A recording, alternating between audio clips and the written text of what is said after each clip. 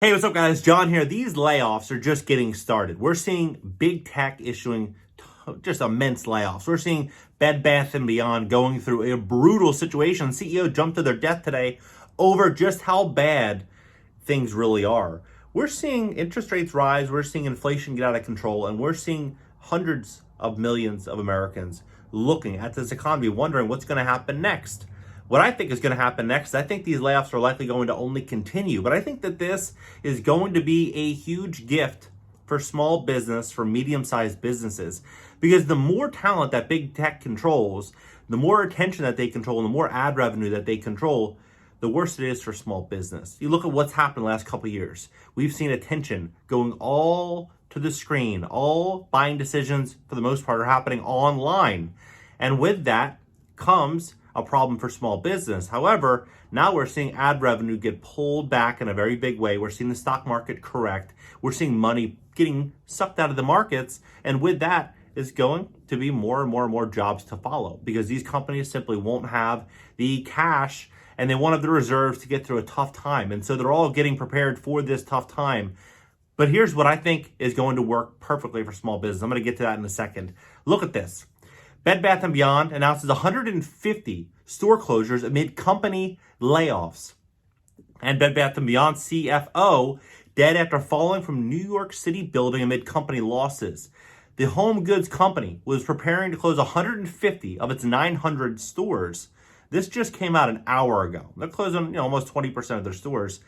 And T-Mobile, Sprint merger hasn't created jobs, cut thousands. End of 2021, they already laid off 5,000 jobs.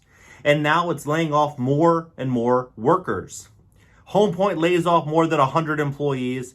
You even look at Bank of America, look at Wells Fargo, look at Better.com, look at all of these mortgage companies. They're all following suit with Home Point, which is issuing mass layoffs. And Amazon laid off 100,000 jobs as it reflects industry-wide adjustments to economic uncertainty. Amazon shrank its staff by 100,000 last quarter, joining the ranks of Netflix and Google in an industry-wide adjustment to reduce profits, heightened inflation, and the unprecedented pandemic growth. Why it's worth watching Amazon, which is the second largest employer in the United States behind Walmart, also revealed during its earnings call last week that it's been adding jobs at the slowest pace since 2019. Now, why is this a great thing? We're going to see a lot of engineers. We're going to see a lot of very smart people that thought that they basically had a winning lottery ticket working for these companies.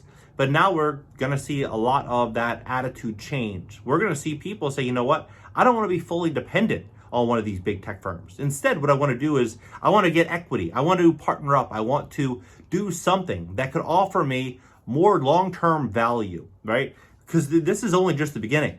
Microsoft, GoPuff, Twitter announced layoffs. Alphabet, Google's parent company, slowed down on recruiting. And while the company added 10,000 new hires in Q2, it will step up on the hiring breaks for the rest of the year, except for engineering and technical talent. Apple has similarly said it plans to slow down hiring even as it approaches the busy fall period. Twitter is in a hiring freeze, laid off 30% of its acquisition team.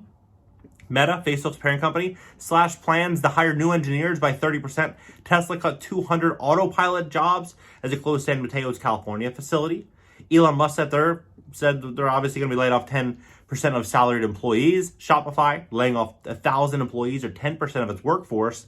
Oracle is similarly cutting workers as part of a larger plan to reduce its headcount by thousands and save $1 billion in cost for the year.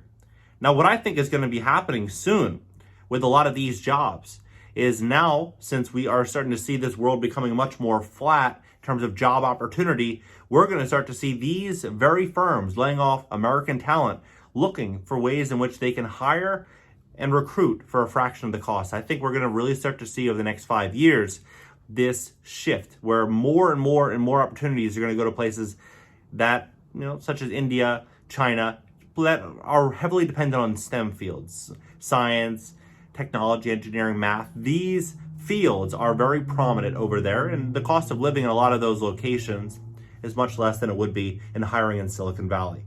We're going to start to see that happen. And I believe it's going to have a huge impact on the job market and, our tax base as a country. this is probably over the next 5 years, though. This won't happen immediately, but it is 100% going to happen.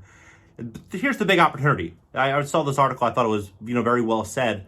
Here's the big opportunity for small business, for medium-sized businesses. And by the way, I'm going to pin all this in the notes below. As a result, layoffs by big tech companies create enormous opportunities for smaller firms to add tech talent. And normally, it is hard to find, but they need to act quickly and take the right approach to capitalize on this opportunity. First, SMBs should proactively seek out laid-off workers from big tech firms. Although some recruiters see laid-off workers as high-risk candidates, the risk-reward ratio for employees laid off from big tech firms is far more positive. A high percentage of these people in this group have world-class training and skills that SMBs need. Second, firms should look for the right kind of candidates in this group. They should look for workers who have imagination, can tolerate risk, are willing to work for equity in addition to cash, and can think creatively, even when it comes to requires challenging and conventional wisdom. Now, if you can offer one of these superstars some equity in a company and an idea in which you have, but it's hard for you to implement because you need some really great engineers. You need some smart people on your team. This could be the way in which you can get your idea off the ground by, reaching out to them. You could do so through LinkedIn. You could use job recruiters. There's a variety of ways in which you could do personal outreach. I think it's a great idea. Even if you brought someone on for part-time work as they're working or trying to find a more stable situation at another employer, that you could bring them in for part-time work. And as the business starts to scale, you could offer more and more cash incentives for them to leave that. But for you, this could be a big opportunity. These are the kinds of employees who are attracted to big tech companies in the first place, but may not be suited for large companies' long march to becoming in the institutional business. Third, smaller companies can add and should hire these candidates for the right kind of roles. They should offer positions where an employee can have an impact on the company and grow as the company grows. They should allow these employees to share in the success of the company. At least a small amount of stock options or other equity should be part of every employer's compensation package. They should also reward good performance and offer a clear path to more responsibility as long as good performance continues.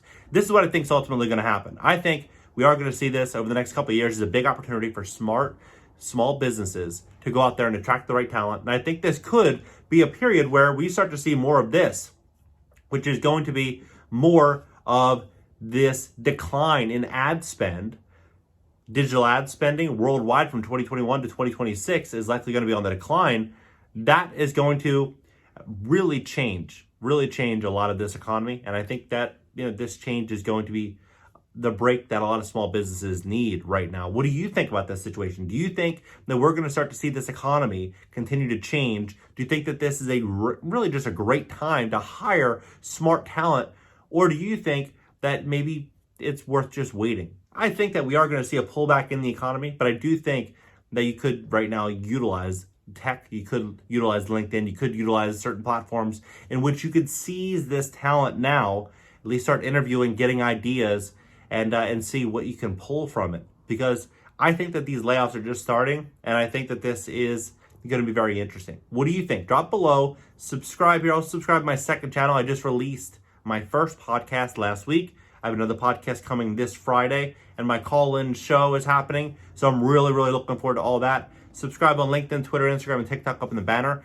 If you want better credit, if you want to fix your credit score, go to cashnow.video. If you want to learn about real estate investing, go to cashnow.video. Or if you want to get on the YouTube grind with me, go to cashnow.video. If you are in solar sales, if you are in real estate, if you are a mortgage lender, and you'd like to be a partner with cashnow.video, this is what you can do. You can go to the link in the top comment below. You can receive monthly recurring revenue. You can receive free advertising, and you can receive a lot of other perks and benefits for your business at no cost. That is at the top comment pinned of this video. I'll catch you guys in the next one.